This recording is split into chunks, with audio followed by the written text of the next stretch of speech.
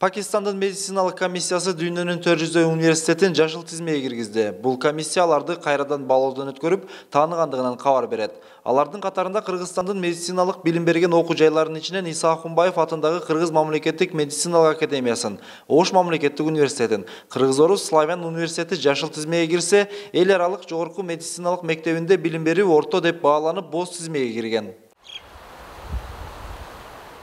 Ош мамлекеттик университетинде 16 гана пакистандык студент эл аралык медицина факультетинде билим алат. Пакистандын атайын комиссиясы Ош мууну кара тизмеге киргизүүгө негиз жок болчу дейт факультет деканы. Анткени мындан 4 жыл мурун Пакистандын медициналык кеңеши Кыргызстандын университеттерин текшерип, айрымдарын талапка жооп берет деген чечим чыгарышкан. 2016 жылы бул Пакистандын медициналык кеңешинин өкүлдөрү келип Кыргызстанды текшерип кеткен. Текшерип 16 жылы майда справкасын жазып кеткен. Ошондо бул 4 жогорку окуу жайды өздөрүнө киргизген. Ош муунун эл аралык медицина факультетинде 14 өлкөдөн 2000ден ашуун студент билим алат. Анын 90% Индия жарандары болсо, калганы башка өлкөдөн келген студенттер. Окуу жайда билим берүү англис тилинде жүргүзүлөт. Билим сапаты боюнча да эл аралык аккредитациядан өткөн жана стандартка жооп берет. Лицензия алганда дагы, аккредитация өткөндө дагы бул жогорку окуу жайга берилген талаптар бар да.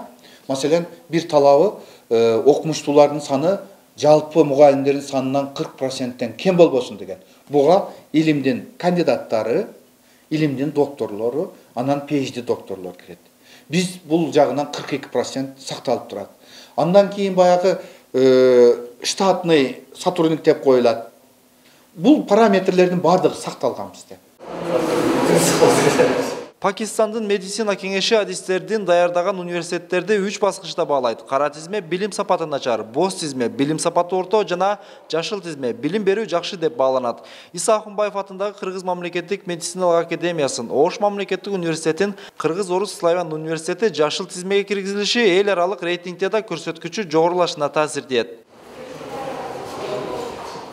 Ош мамлекеттик университети өлкөдө жогорку окуу жайлардын катарында алдыңкы сапта турат. Ал эми Орто Азия рейтинги боюнча да Ошму алдыңкы катарда. Акыркы 2 жылдан бери окуу жай атайын стратегия кабыл алып, эл аралык рейтингге кирүү аракеттерин көрүүдө. Быйыл да бул эмдиги жылы может ишке ашып калышы мүмкүн.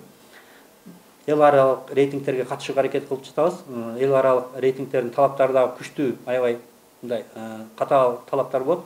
Биз ойлойбуз, ошолга дагы биз жакынкы жылдары ошол биздин университеттин миссиясында, стратегиялык максатында ушундай максат койгонбуз, чоң максаттар. Ошо эл аралык рейтингтерде топ 700-дун катарына киребиз деген максат коюлган. Ошонун үстүнөн тынымсыз иштер жүрүп жатат.